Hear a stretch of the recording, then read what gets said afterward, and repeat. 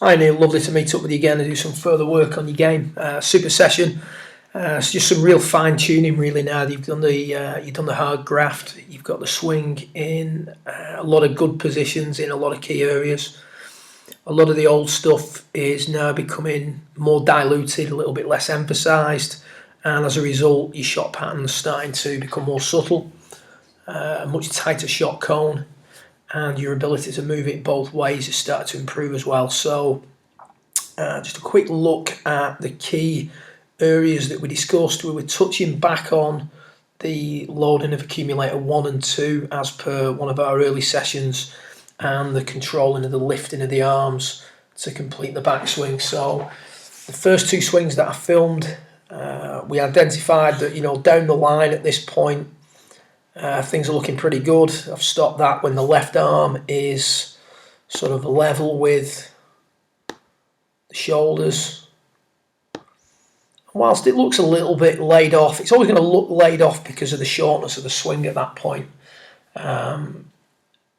But it does look a little bit more laid off than what I would ideally want it. Maybe want the sweet spot more here at that point. We look at it from face on. There's not a great deal of loading in the wrists. The right arm, whilst it is loading more than it did previously, it isn't loading quite fast enough. And as I discussed, I think if left unattended, that would start to regress back to where you were when we first met potentially. So I think the way your body's working now is much improved. What I've done is identified with the green line where the butt of the club is at this point. Left shoulder with a green dot and left knee with a green dot. And what we said was that as you complete the backswing, there's a tendency to lift the arms. You see the right arm leaves the chest. The body doesn't really do a great deal. If you watch from face on, left shoulder and left knee, there's not much turning, extending and left tilting going on there. It's predominantly just a movement of the arms. So what we're seeing in both these images to complete the swing, there's a lifting of the arms. There's that little twisting of the shaft. The laggy look, that flail that we discussed, is you putting some load in as you start down. It just really sort of lags as you change direction. When viewed from face on, that last section of the swing is really just a lifting of the arms, a loading of the right arm, loading of accumulator 1. So lots of loading going in very late in the piece. Something that you've done a lot of in the past, something that you do to a lesser degree now than you did, but something that we really want to make more efficient. So the first thing we did was we looked at controlling the lifting of the arms during the backswing. We've put the glove beneath the right arm. We want to really squeeze that. What we're also doing is just to, again, keep combating that sort of default delivery position, that P6 where the shaft tumbles just above the right arm and in front of the hands, just to make that move there a little bit less emphasised. We've got you hitting some little pushes to the right of the cane. The main concern here is to limit the amount of lifting. So the advice you're being given is to make a 3/4 backswing, keep the squeeze on under the right arm all the way to the top, and hit a little push. So you can see when you do that, the amount that we're laid off begins to diminish. The club face is a little bit less open to the arc, a little bit less twisting of the shaft as you complete the backswing.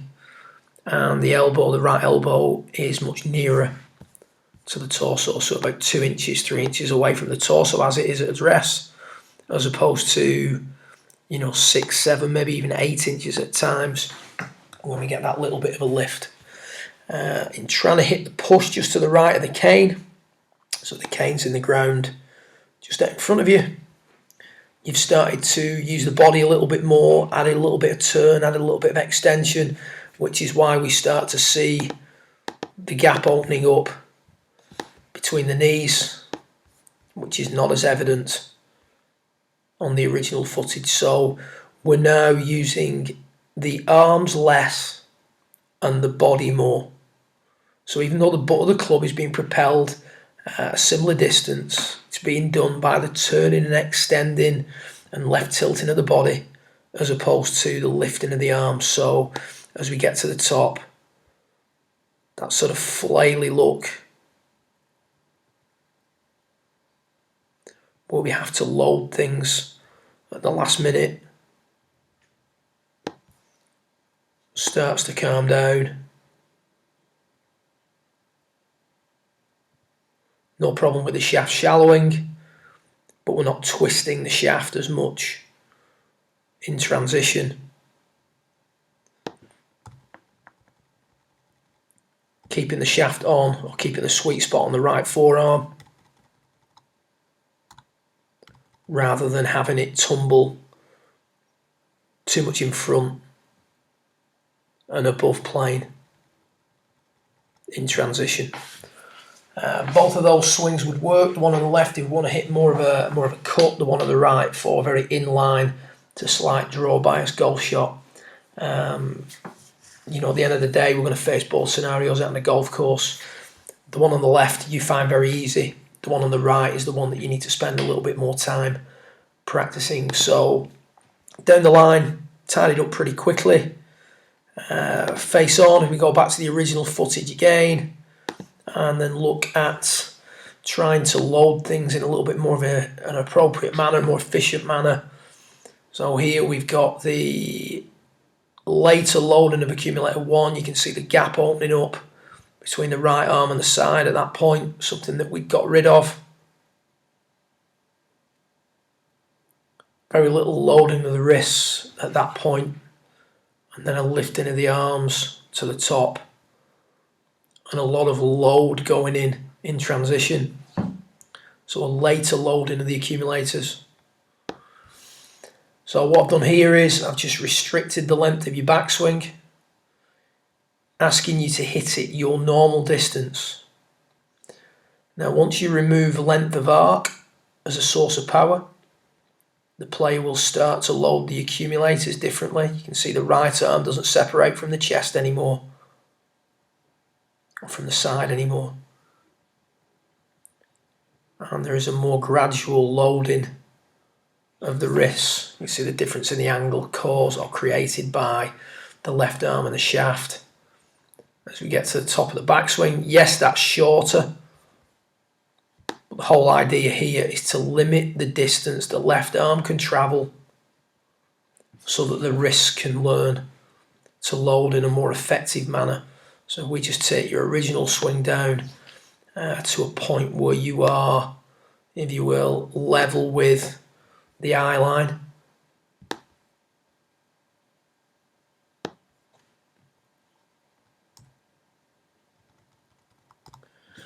You can see there's a dramatic difference in the loading of the wrists at that point.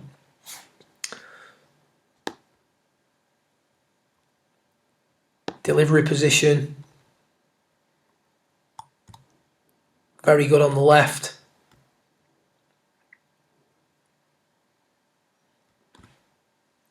Even better on the right.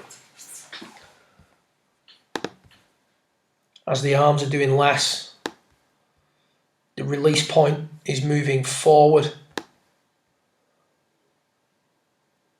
and the player whose release point or butt of the club is further forward at P6 is going to have far fewer issues with hitting the ground slightly behind the ball when out on the golf course. So, you know, shortening, loading the accumulators more effectively, shortening the travel in the left arm, accumulator 4, on the way back, loading the wrists in a more effective manner also gives you a slightly tighter delivery position, a little bit more shaft lean at impact, which in turn means that the radius of the swing is tighter and more controlled, resulting in a more accurate low point a more accurate control of the base of the arc during the downswing.